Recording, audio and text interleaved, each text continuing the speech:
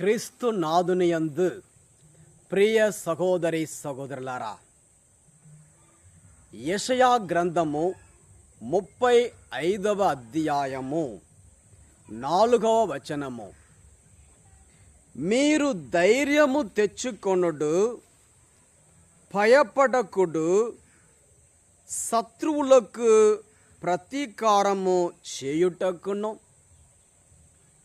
విరోధులను శిక్షించి మిమ్ము కాపాడుటకును మీ దేవుడు వచ్చుచున్నాడు అని మీరు నిరుత్సాహము చెందిన వారితో నుడువుడు. దేవుడు మనలను కాపాడుటకు, రక్షించుటకు, ఆదుకొనుటకు వస్తున్నాడు. కాబట్టి మనం నిరుత్సాహంలో పడిపోవాల్సిన అవసరము లేదు. నిరుత్సాహపు మాటలు, నిరుత్సాహపు తలంపులు, నిరుత్సాహము అనేటువంటి ఆ సైతాను శక్తి నుండి మనల్ని మనం కాపాడుకోవాలి. కొందరు నిరుత్సాహం వచ్చినట్లయితే ఏం చేస్తారంటే, వారు ఏది మాట్లాడుతున్నారో తెలియక మాట్లాడుతారు. నేను చచ్చిపోయినా బాగుంటుంది అంటారు. ఈ వ్యాధి వలన నాకు మరణం రావట్లేదని అంటారు. కాబట్టి నోటిని కాపాడుకోలేక ఏదైనా మాట్లాడుతారు. ఏలియా అనేటువంటి ప్రవక్త, ఆయనని దేవుడు ఒక చోటకి పంపిస్తున్నారు. కరువు కాలంలో ఆయనని, ఇదిగో మీరు వెళ్ళు, ఒక విధవరాలికి నేను ఆజ్ఞాపించి ఉన్నాను, మీకు భోజనం పెట్టడానికి ఆమెకి ఆజ్ఞ ఇచ్చి ఉన్నానని చెప్పి దేవుడు ఆయనని పంపిస్తున్నారు. ఆయన వెళ్ళి అడుగుతున్నారు. రాజులు మొదటి గ్రంథము 17వ అధ్యాయము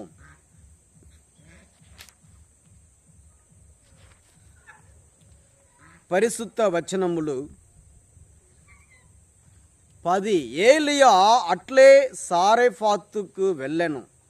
అతడు నగర ద్వారమును చేరుకొనున్నప్పటికీ అక్కడ ఒక విధవరాలు పొయ్యలోనికి పుల్లలేరుకొనుచుండెను.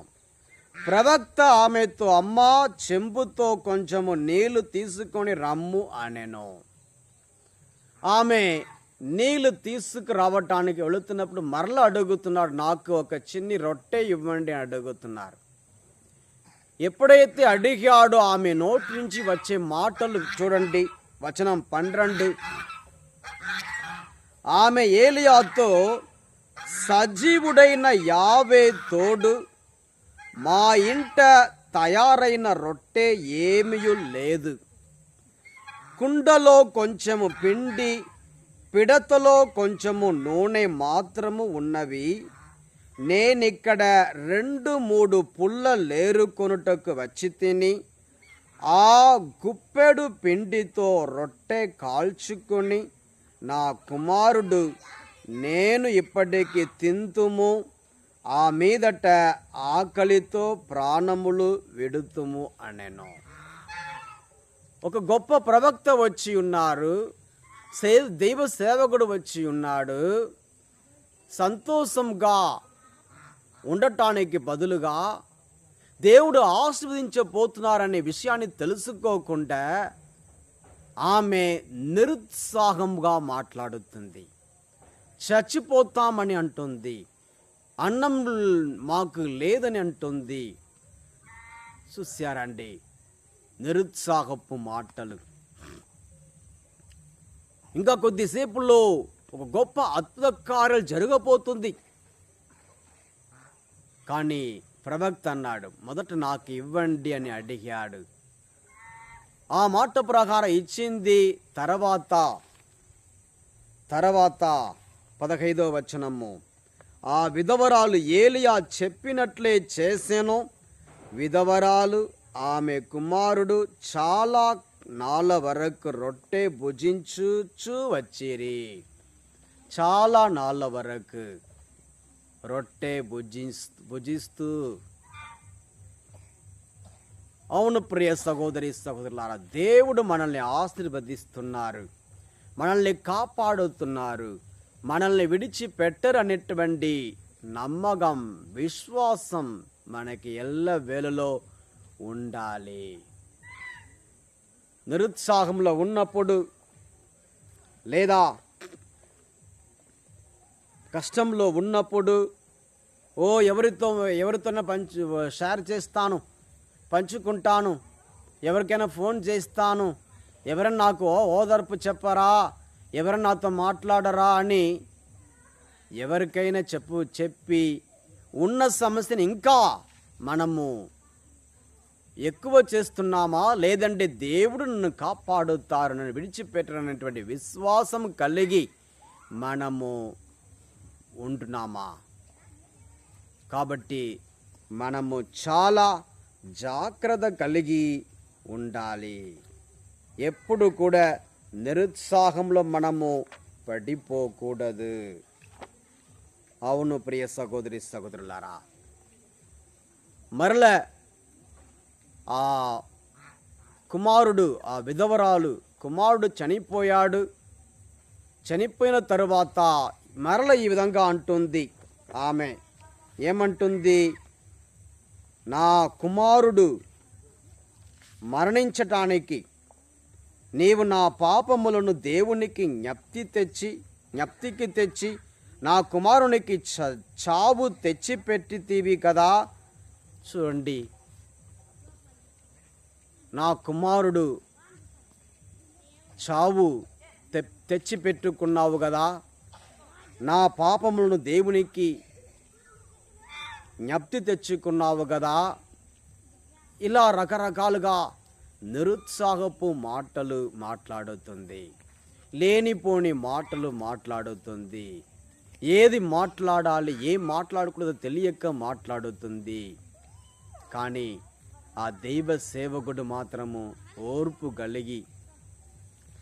ఓర్పు కలిగి విశ్వాసం కలిగి ఏమి కూడా వ్యతిరేకంగా చెప్పకుండా, అమ్మా మీ కుమారుడిని ఇవ్వండి, నాకు నేను ప్రార్థించి జీవమును దేవుని పేరిట నేను ఇస్తానని చెప్పి ఆ కుమారుడు కొరకు ప్రార్థిస్తున్నాడు. దైవ సేవకుడు ప్రార్థించి జీవముతో లేపుతున్నాడు దైవ సేవకుడు. అవును ప్రియ సహోదరి సహోదరులారా, మనము ఆ దైవ సేవకుడు లాగా నెమ్మది కలిగి, ప్రశాంతత కలిగి, విశ్వాసము కలిగి ఉండాలి.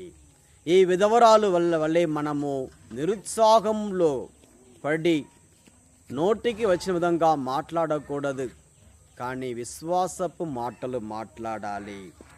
యేసయ్య అంటున్నారు, సముద్రములో ఆ సముద్రాన్ని, గాలిని, అలలను చూసి ఈ విధంగా అంటున్నారు. మార్కు సువార్త 5:39, అప్పుడు యేసు లేచి గాలిని గద్దించి శాంతింపుము అని సముద్రముతో చెప్పగా గాలి అణగి గొప్ప ప్రశాంతత కలిగెను. కాబట్టి మీ హృదయము అలలులాగా, సముద్రములాగా, గాలి వలె ప్రశాంతత లేక, నెమ్మది లేక ఉందా? మనము దేవుణ్ణి పట్టుకొని, దేవుడు నాతో ఉన్నారనే విషయాన్ని తెలుసుకొని నెమ్మది కలిగి ఉండటానికి దేవుడు మనకి పిలుపు వసగుతున్నారు. సామెతలు 29:20 ఆలోచన లేక త్వరపడి మాట్లాడు వాణి కంటే పరమ మూర్ఖుడు మెరుగు. కాబట్టి ఆలోచన లేక మనం మాట్లాడకూడదు. నెమ్మది కలిగి, విశ్వాసం కలిగి మనము మాట్లాడటానికి నేర్చుకోవాలి. యేసే అంటున్నారు, యోహాను సువార్త 14:27, శాంతిని మీకు అనుగ్రహించుచున్నాను, నా శాంతిని మీకు ఇచ్చుచున్నాను, లోకము వల్లే నేను ఇచ్చుట లేదు, మీ హృదయములను కలవరపడనీయకుడు, భయపడనీయకుడు అని అంటున్నాడు యేసయ్య. కాబట్టి ప్రశాంతత కలిగి ఉంటాం. దేవుడు మనల్ని విడిచిపెట్టరు. మనకు కావలసిన ఆహారం వసగుతారు, దుస్తులు వసగుతారు, ఉండటానికి స్థలం ఇస్తారు, మనల్ని కాపాడుతారు. ధైర్యం కలిగి ఉండండి, ధైర్యం కలిగి ఉండండి. మనం ఇప్పుడు ప్రార్థించుకుందాం. స్తోత్రం యేసయ్యా, పరిశుద్ధుడా పరిశుద్ధుడా, ఈ చక్కటి సందేశాన్ని బట్టి వందనాలు ప్రభువా. యేసయ్యా, మాలో ఉన్న నిరుత్సాహపు తలంపులను తీసివేయండి, నిరుత్సాహపు ఆత్మను తీసివేయండి, మాకు ఉత్సాహం ఇవ్వండి, మమ్మల్ని బలపరచండి, విశ్వాసంలో ఇంకా అధికపరచండి. యేసయ్యా, మేము ధైర్యంగా ఉండాలి, సంతోషంగా ఉండాలి. దీవించుము రాజా, మహిమగల రాజా, పరలోకపు రాజా, నీకే స్తోత్రం స్తోత్ర వందనాలు. Thank you Jesus, thank you Jesus. అభిషేకించండి, ఆశీర్వదించండి, కాపాడండి. ప్రతి కుటుంబాన్ని దీవించండి, ప్రతి దైవ సేవకుడిని ఆశీర్వదించండి. మీ ఆత్మతో, శక్తితో, కృపతో నింపండి. Thank you Jesus. Hallelujah, hallelujah, hallelujah. యేసు పరిశుద్ధ నామములో అడిగి వేడుకొనుచున్నాము పరలోకపు తండ్రి. Amen, amen. Praise the Lord. God bless all of you. Amen.